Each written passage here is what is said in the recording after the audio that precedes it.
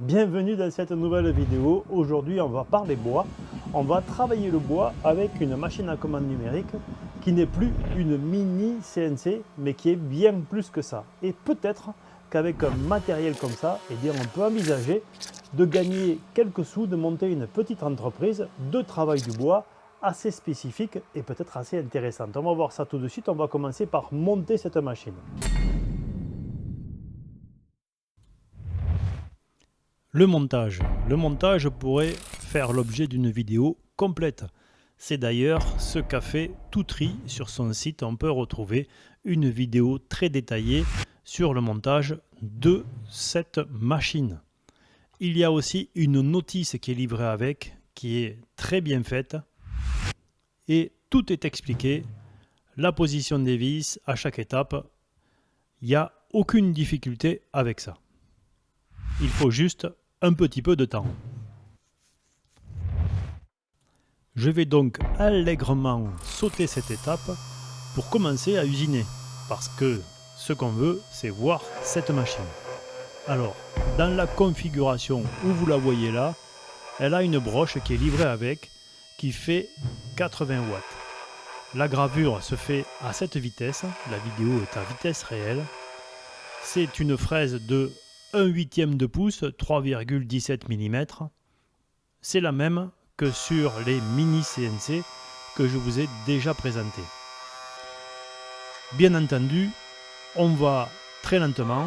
Ici, c'est un programme fourni par Toutri qui est de la gravure en relief très fine. Donc ça va très lentement. Et ce n'est pas l'objet de la vidéo. Ou tout du moins, ce n'est pas l'intérêt de la vidéo, mais on va le découvrir ensemble. J'utilise Candle pour pouvoir piloter cette commande numérique.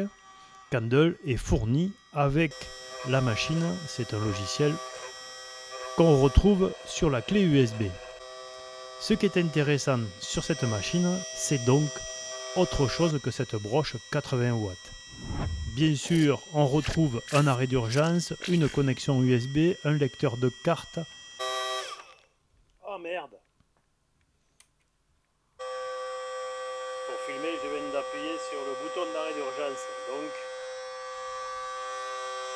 la machine s'est arrêtée, je suis obligé de recommencer.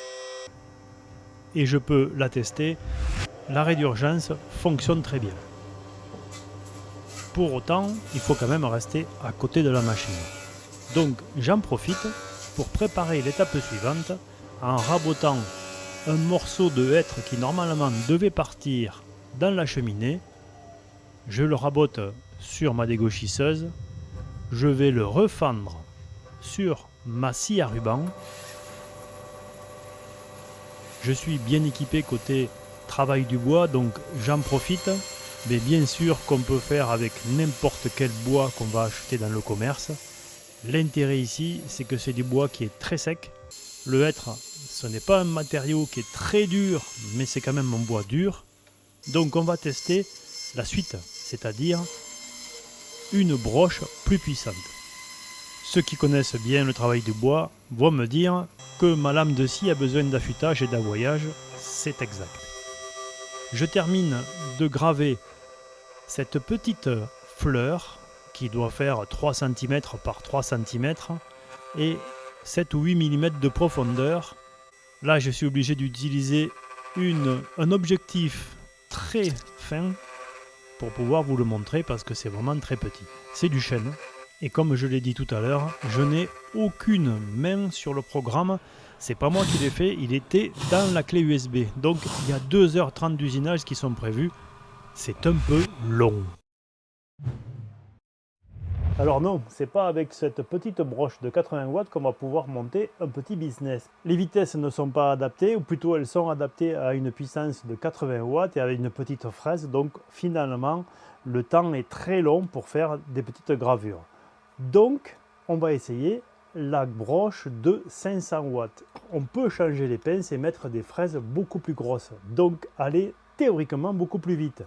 Et mettre ce châssis à l'épreuve. On va essayer ça tout de suite. Le montage de la broche 500 watts est un jeu d'enfant. Je ne vais pas le montrer non plus en détail. Il y a quelques vis à enlever et le tour est joué. 500 watts, c'est ce qu'on trouve sur une défonceuse. Ici, il y a un variateur de vitesse en plus. Et ça permet de monter des fraises de plus gros diamètre.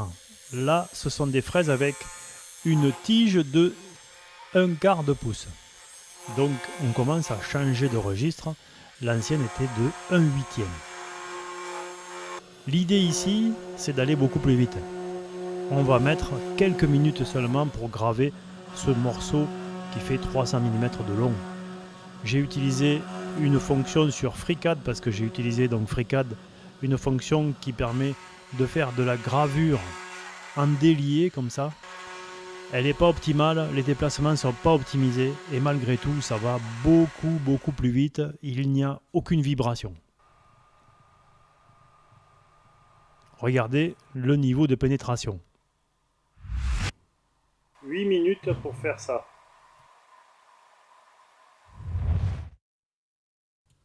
Donc allez, on va jouer, on va mettre une grosse fraise. C'est une fraise de 16 mm. 16 mm, ça commence à faire. À chaque changement d'outil, j'utilise ce palpeur qui permet de définir la hauteur de la fraise. Ici, c'est du bois tendre. Je pense que c'est du peuplier, mais je n'en suis pas sûr. En tous les cas, aucune difficulté pour la fraise, on le voit ici. Un temps de réalisation qui n'a rien de comparable avec la broche 80 watts. On va vite, on est propre. Et fort de ce premier test, je vais passer maintenant à du profilage avec une fraise de diamètre 6. Toujours pareil, je fais le 0 en Z avec ce petit palpeur, c'est bien pratique. Et puis j'y vais. Je me lance 400 mm par minute, c'est quand même une grosse avance pour quelque chose qui ressemble à un jouet. Ça fait beaucoup de copeaux, mais franchement ça avance. On n'est plus du tout dans un registre de mini CNC. Là, on a pénétré sur 13 mm de haut, de profondeur, sur un diamètre 6, avec des passes de 1 mm. Aucune vibration, aucune variation de cote, aucun changement de cote. Ça ne s'est pas décalé. On va continuer par du perçage avec un forêt cette fois-ci, ou plutôt une mèche de 1/8 de pouce pour faire des trous de 4,75. La fonction FreeCAD qui permet de faire ça, dans ce cas-là, elle est assez performante. J'en profite aussi pour regarder la température de la broche. J'en reparlerai tout à l'heure. C'est important. Et puis là, je vais passer avec du 2 mm. Bon, ce sont des fraises que j'ai achetées vraiment pour l'exercice. Je n'ai pas regardé à la qualité, j'ai regardé à l'avoir assez rapidement. Et je teste. Je n'ai rien cassé. Que ce soit les fraises d'1/4 de pouce ou les fraises de 2, je n'ai rien cassé. Et j'ai réussi à faire ça. Le plus long ici a été de faire le modèle et de définir les parcours. Je reviendrai tout à l'heure aussi sur ce qu'on voit ici à l'écran, les poussières. Maintenant, j'attaque le morceau de hêtre que j'ai débité tout à l'heure. C'est donc du hêtre sec. On voit ici qu'il était attaqué par les insectes. Il est très sec, donc il est dur. Et la fraise de 16 avale littéralement le bois. Je suis bluffé par la capacité que cette machine a à faire une avance avec une fraise comme ça. Il n'y a aucun écart entre les différentes passes qui sont à 1 mm d'espacement. Donc s'il y avait un effort important et que les moteurs soient vraiment limités, on le verrait tout de suite parce qu'il y aurait des décalages de cote. Ici, on voit aucun décalage de cote, on voit que le copeau se fait vraiment librement. D'ailleurs, je vais y revenir. Les copeaux, même à une pénétration importante, n'ont aucun effet sur la trajectoire de la fraise et sur son avance. Et pourtant, les copeaux, il y en a même beaucoup. J'ai volontairement évité d'aspirer pour voir la production de copeaux et voir ce qui se passe. On commence à voir que sur le bord, là, il y a vraiment beaucoup de poussière, beaucoup de copeaux. Donc, si on utilise cette machine, il va falloir faire une évolution. Aucune vibration, aucun défaut et on avance. On est encore une fois avec un moteur de 500 watts qui est celui qu'on retrouve sur des défonceuses premier prix, on va dire, les petites défonceuses. Les grosses font 1 kW, font 1000 watts, les petites font 500 watts. J'ai fait beaucoup de travaux par le passé avec une défonceuse de 500 watts. Là, je vais repasser en 6 mm pour pouvoir faire du profilage et passer autour de ces lettres qui sont quand même assez serrées. Là non plus, malgré le déport, malgré le faible diamètre de la fraise, il n'y a aucune difficulté. Aucune difficulté avec une profondeur de passe de 1 mm. Et là, j'ai mis une avance de 600 mm. Le résultat est bluffant. Les surfaces sont nettes. Là où j'ai passé la fraise en verticale, au profilage, aucune nécessité de poncer. Juste quelques petits copeaux en surface, mais c'est normal. Pour le reste, 2 heures pour arriver à ça. Mais j'ai des gros progrès à faire sur la programmation parce qu'il y a des déplacements qui sont vraiment mal gérés. Et je dois apprendre avec FreeCAD à mieux gérer ces déplacements et ces usinages. Je suis sûr qu'on peut sortir ça en 45 minutes. Moins de la moitié du temps. J'ai passé 3 jours à tester cette machine, que ce soit à concevoir les modèles ou à faire les essais d'usinage. Je me suis trompé quelquefois, je ne l'ai pas montré, mais j'ai usiné du chêne, j'ai usiné un bois tendre et le dernier c'est du hêtre qui est très sec. Alors non, je n'ai pas encore exploité cette machine à 100%, je n'ai pas été au bout de ses capacités. Et les avances que j'ai utilisées n'ont pas fait broncher cette machine. Les fraises que j'ai achetées, je les ai achetées au poids, c'est pour dire si elles sont de piètre qualité, et pourtant les usinages se sont réalisés correctement, pas de vibration, pas d'écart de côte, donc je suis convaincu que cette machine a des capacités encore plus importantes que celles que je vous ai montrées. Et c'est pour ça que je pense qu'on peut produire en série. Cette machine coûte moins de 500 €. La broche un petit peu plus de 100 €, donc au total on est aux environs de 600-650 €. Je mets des liens dans la description pour aller voir parce que les prix changent assez souvent, mais à 650 €, on a une machine qui est capable de produire des pièces avec une cadence réelle. La broche de 80 watts est livrée en disant attention, elle ne doit pas fonctionner plus de 30 minutes. Celle de 500 watts, j'ai vérifié avec la caméra thermique, elle ne bronche pas, elle ne chauffe pas.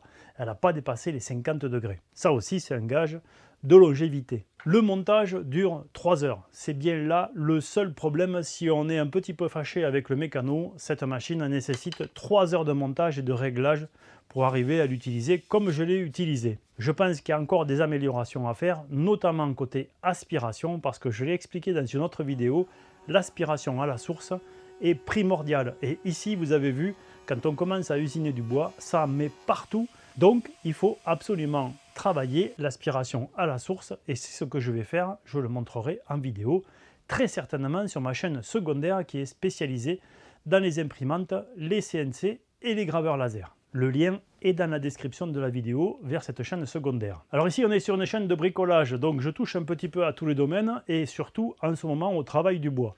Ici on a travaillé avec une fraise de diamètre 16 mm. Si vous avez déjà utilisé une défonceuse, vous voyez ce que ça fait que de travailler avec une fraise de 16 mm. Et celle-ci, eh bien, elle est vraiment bas de gamme. Inimaginable de monter ce genre de fraise avec la CNC que je vous ai présentée il y a 4 ou 5 mois de ça. C'est pour ça que je suis convaincu, encore une fois, qu'on peut travailler en série avec cette machine, avoir une certaine productivité. Si vous avez aimé cette vidéo, pensez à mettre un pouce levé, pensez à vous abonner. Ici, on parle travail du bois en ce moment et bricolage en général. Je vous dis à très bientôt dans un prochain épisode donc, de bricolage. Et d'ici là, soyez curieux, soyez prudents et bricolez bien.